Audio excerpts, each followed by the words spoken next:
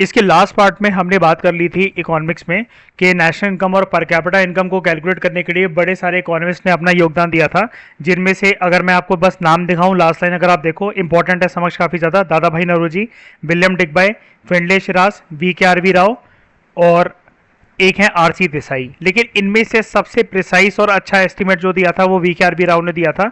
दो इंपॉर्टेंट चीज़ें और इस पैराग्राफ के अंदर कि इस टाइम पर जो हमारी कंट्री की ग्रोथ एग्रीगेट जो था ना, रियल आउटपुट जो थी, रियल आउटपुट मतलब real GDP, first half of the 20th century के अंदर वो 2% से भी कम थी। ठीक है, इट वॉज लेस देन 2%। लिखा हुआ इनको नंबर में लिखना चाहिए था, लेकिन इन्होंने वैसे लिख दिया लेटर्स में। और उसके बाद जो पर कैपिटा इनकम आउटपुट थी, पर कैपिटा इनकम समझते हो ना, समझ शब्दों कि एक एक इंडिविजुअल की जो इनकम थी वो 0.5% थी। ठीक है, 0.5% जितनी थी। तो ये याद रखना कि पर कैपिटा इनकम एक इंडिविजुअल की जो इनकम थी इट वाज अबाउट 0.5% या 0.5% का, एक ही बात है। और जो रियल आउटपुट की जो वो बात कर रहा है, इसको जिसको हम लोग GDP कहते हैं, तो वो थी लगभग 2% से भी कम थी वो। ठीक है, आज के लेक्चर में हम लोग बात करते हैं एग्रीकल्चर सेक्टर के बारे में। अब ध्यान से सुनना, देखो ये चैप्टर क्या है, Indian economy on the eve of independence. अभी आज़ादी मिली नहीं है, उससे पहले के सिनेरियो की बात हो रही है। आज के क्लास में ना आप ये जानोगे, जब ब्रिटिशर्स थे, ब्रिटिशर्स के आने से पहले वाली बात तो आप जान ही गए हो कि हमारी इंडिया मैन्युफैक्चरिंग सेक्टर के अंदर बहुत ज़्यादा उसका नाम था, वो परफ्यूम वगैरह ये सब कितना कुछ एक्सपोर्ट करती थी। ठीक है, ये तो इन्होंने मतलब पूरा का पूरा बेड़ा गर्क करवा दिया। और वो याद है ना, systematic deindustrialisation policy, India को इंपोर्टर में कन्वर्ट करवा दिया फिनिश प्रोडक्ट से और एक्सपोर्टर ऑफ रॉ मटेरियल। तो सबसे पहले बात करते हैं एग्रीकल्चर सेक्टर की। अब आज एग्रीकल्चर सेक्टर के बारे में इसका A to Z सब कुछ जान जाओगे। ठीक है, इंडिया की जो इकोनॉमी थी ब्रिटिश कॉलोनियल रूल के अंदर, वो ना मेजरली समक्ष एग्रेरियन इकोनॉमी थी। तीसरी लाइन के अंदर लिखा हुआ है एग्रेरियन। एग्रेरियन का मतलब कुछ नहीं होता, anything which is dependent on directly और indirectly on agriculture is called as agrarian. तो लगभग हमारे देश का समक्ष 85% जो पॉपुलेशन का पार्ट था वो डायरेक्टली और इनडायरेक्टली अपना लाइवलीहुड डिराइव करता था। लिखा भी हुआ है देखो यहाँ पर, लाइवलीहुड डायरेक्टली और इनडायरेक्टली एग्रीकल्चर सेक्टर से। ठीक है, लेकिन मुझे एक बात बताओ, जब 85% पॉपुलेशन किसी एक सेक्टर के अंदर इन्वॉल्व है तो वो सेक्टर तो बहुत ज्यादा बूम होना चाहिए, रॉकेट होना चाहिए। लेकिन आपको पता है शुरू से हमारे देश के अंदर एग्रीकल्चर सेक्टर सबसे पिछड़ा हुआ सेक्टर रहता है।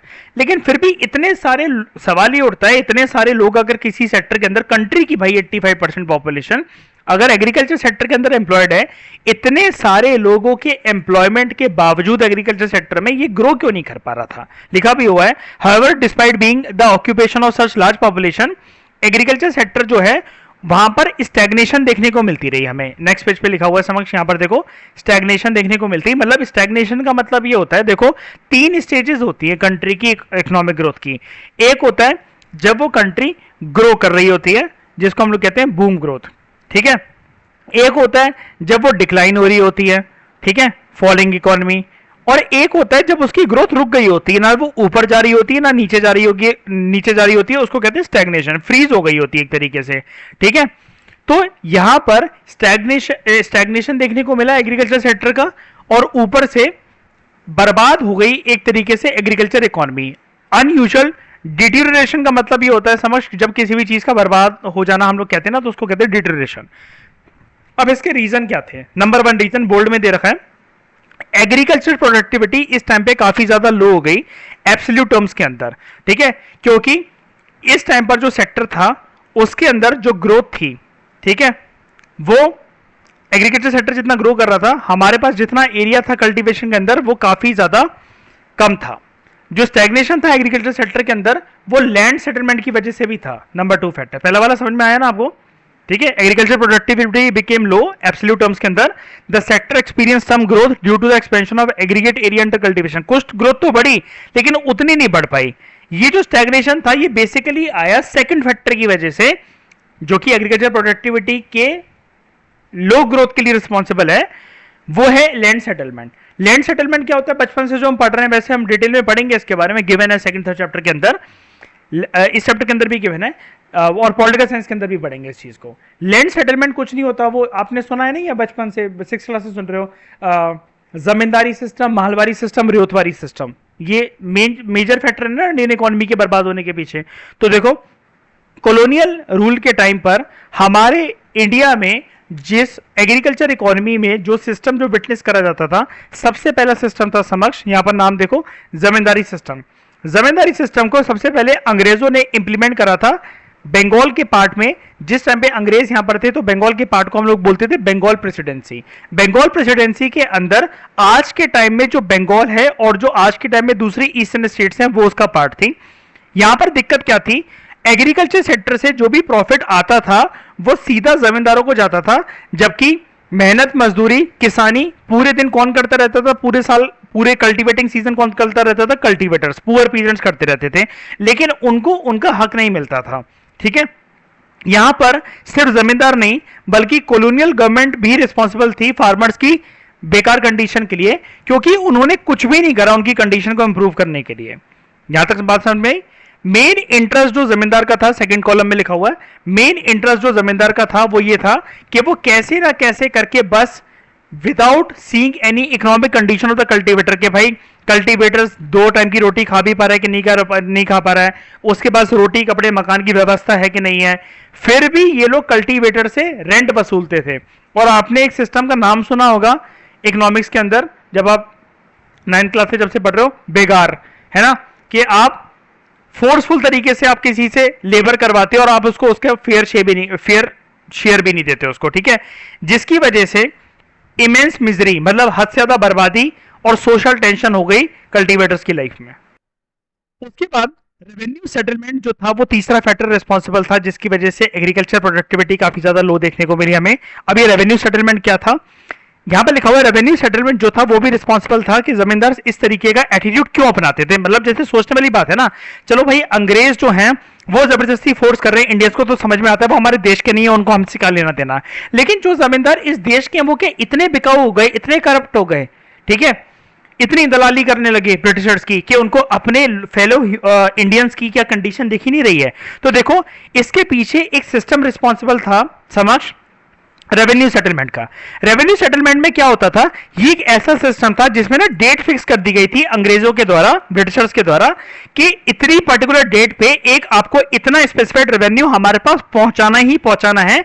अगर आप इसको पहुंचाने से फेल कर जाओगे तो आप अपने जमींदारी राइट्स खो दोगे। कहने का मतलब यह है समक्ष, अगर एग्रीकल्चर लैंड का इतना सा टुकड़ा है, ठीक है, इतना सा टुकड़ा है, उस पर जमींदारों को वो दे रखा है ब्रिटिशर्स ने, सारा रूल तो ब्रिटिशर्स का ही चल रहा है ना, जमींदार को दे रखा है, तो जमींदार से ये बोला जाता था, मान लेते कि महीने की 3 तारीख पर, 9 तारीख पर या 6 तारीख पर, जो भी तारीख हो, 15 तारीख, इस पे आपको एक इतना फिक्स्ड अमाउंट देना ही देना है, चाहे हमें नहीं फर्क पड़ता, चाहे आपकी इनकम आई हो चाहे ना आई हो। कहने का मतलब क्या है, एक एग्जांपल से रिलेट करके देखो, जैसे मतलब मान लो समक्ष मेरी एक कोई प्रॉपर्टी है, ठीक है, और मेरे उसमें मैंने क्या कर रखा है, 1 फ्लोर पे मैं खुद रहता हूं, बाकी फ्लोर मैंने किराए पे चढ़ा रखे हैं।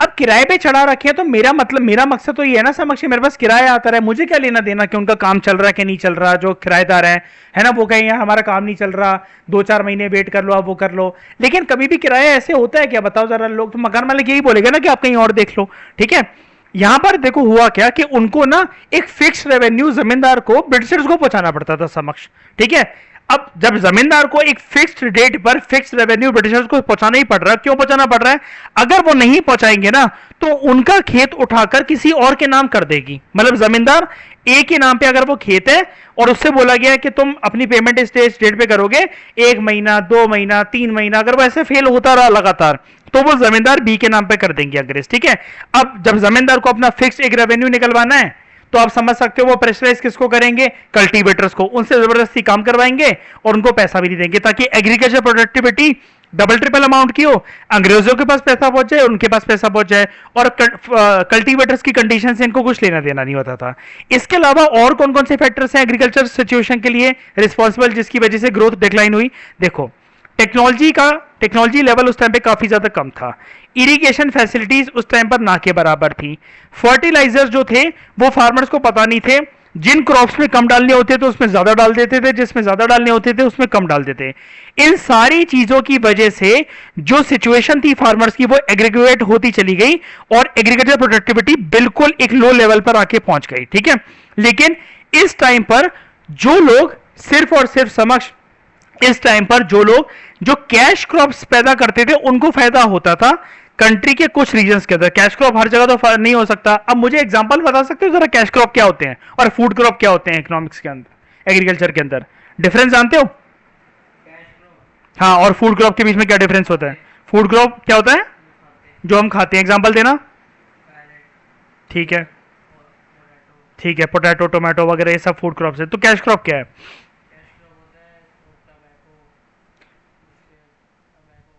हाँ, कैश क्रॉप ये होता है कि जिसको आप डायरेक्टली बॉडी के अंदर कंज्यूम नहीं करते हो, या तो वो जानवर खाते हैं या किसी और फॉर्म में आप कन्वर्ट करते हो। जैसे इसका एग्जांपल, बहुत परफेक्ट एग्जांपल मैं आपको देता हूं, रबर हो गया, शुगर केन हो गया, और जैसा कि आपने बोला टोबैको हो गया। ये सारे कैश क्रॉप्स है, ठीक है, और हम सीखेंगे इसके बारे में। अच्छा, अब सुनो, ध्यान से मेरी बात सुनना।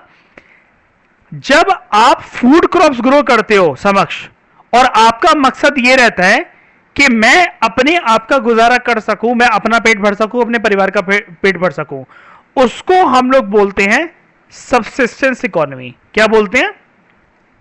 Subsistence economy. क्या आप अपना सबसिस्टेंस कर पा रहे हो, गुजारा कर पा रहे हो, ठीक है।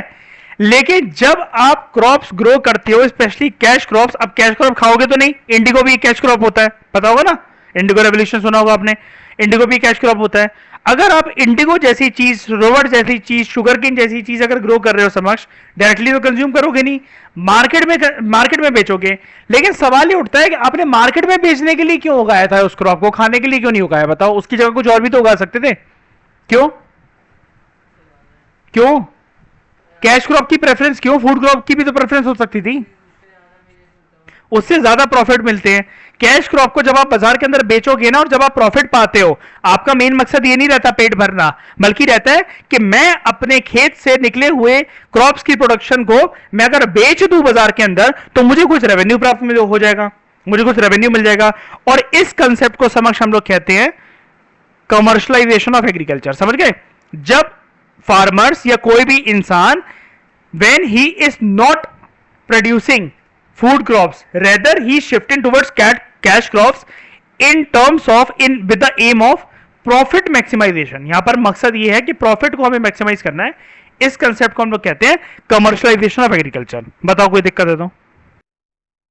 लास्ट में कंक्लूजन में ये बोला जाता है समझ, लेकिन इसकी वजह से भी, नेक्स्ट पेज के ऊपर आओ, इसकी वजह से भी फार्मर्स की हेल्प हो पाई, लेकिन ना के बराबर हेल्प हो पाई। कोई खास फायदा नहीं मिला कि फार्मर की इकोनॉमिक कंडीशन इंप्रूव हो पाई हो, ठीक है, कि अगर वो फूड क्रॉप्स उगाने की बजाय कैश क्रॉप्स उगा रहे हैं, ऐसा नहीं था, ठीक है। अब अल्टीमेटली होता क्या था, जब ये कैश क्रॉप्स फार्मर्स के द्वारा उगाया जाता था, जैसे सबसे फेमस इस टाइम पर जो कैश क्रॉप जो फार्मर्स के द्वारा उगाया गया, वो था समक्ष इंडिगो, ठीक है। इंडिगो एक डाई होती है जो कि कपड़ों को कलर करने के लिए यूज होती है, ठीक है। अब इससे फायदा जो मिलता था वो ब्रिटिश इंडस्ट्रीज को मिलता था, जो कि ब्रिटेन के अंदर लोकेटेड थी, ठीक है। हालांकि अब थोड़ा सा वही राइटर थोड़ा सा कंक्लूजन देने पे आ रहा है, कह रहा है हालांकि कुछ प्रोग्रेस देखने को मिली इरिगेशन के अंदर, लेकिन इंडिया का जो एग्रीकल्चर सिचुएशन थी उसके अंदर फिर भी इतनी ज्यादा इन्वेस्टमेंट नहीं थी कि जैसे टेरेसिंग हो सके, पानी का लेवल एक तरीके से फ्लड कंट्रोल करा जा सके, ड्रेनेज वगैरह जो हो, और सॉइल का डीसलाइनेशन हो, क्योंकि जितना ज्यादा सलाइन सॉइल होता है ना, प्लांट की ग्रोथ उतनी बकवास हो जाती है। और कभी कभार ज्यादा नमक और खारेपन की वजह से मिट्टी के अंदर ना एक प्रोसेस उभर कर आता है, जिसको ज्योग्राफी में हम लोग कहते हैं डेजर्टिफिकेशन, ठीक है, डेजर्टिफिकेशन, कि उसके अंदर सॉल्ट कंटेंट ज्यादा बढ़ जाता है मिट्टी के अंदर। हालांकि कुछ सेक्शंस ऑफ द फार्मर ने अपना क्रॉपिंग पैटर्न चेंज करा था, वो शिफ्ट कर गए थे फायदा पाने के लिए फूड क्रॉप से कमर्शियल क्रॉप्स की तरफ, लेकिन ज्यादातर लोग उस टाइम पर समक्ष टेनेंट्स थे, स्मॉल फार्मर से, पुअर पीजेंट्स थे, शेयर क्रॉपर्स थे, जिनके पास ना ही इतने रिसोर्सेस थे, ना ही इतनी टेक्नोलॉजी थी, और ना ही अंदर से इतनी मोटिवेशन थी कि वो एग्रीकल्चर सेक्टर के अंदर इन्वेस्ट करें। दैट मीन्स उनको नहीं पता था कि एग्रीकल्चर सेक्टर का नो हाउ क्या होता है। ये उस टाइम पे सबसे बड़ी समस्या और चुनौती आप कह सकते हो थी। बात समझ में आई? पेज नंबर 4 के ऊपर आओ तो आपको यहाँ पर एक बॉक्स मिलेगा छोटा सा, टेक्सटाइल इंडस्ट्री इन बंगाल के अंदर, ठीक है। हमने एग्रीकल्चर सेक्टर का जो टॉपिक था इस चैप्टर के अंदर वो तो खत्म कर लिया। अब हम जो 2 बॉक्सेस हमारे रह गए हैं उसको निपटाते हैं फटाफट।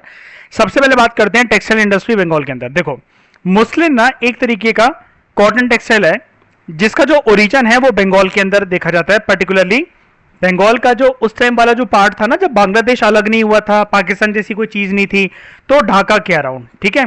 प्री इंडिपेंडेंस जब हमारा देश आजाद नहीं हुआ था तो इस रीजन को हम लोग कहते थे डक्का। आज के टाइम में ये बांग्लादेश का कैपिटल है।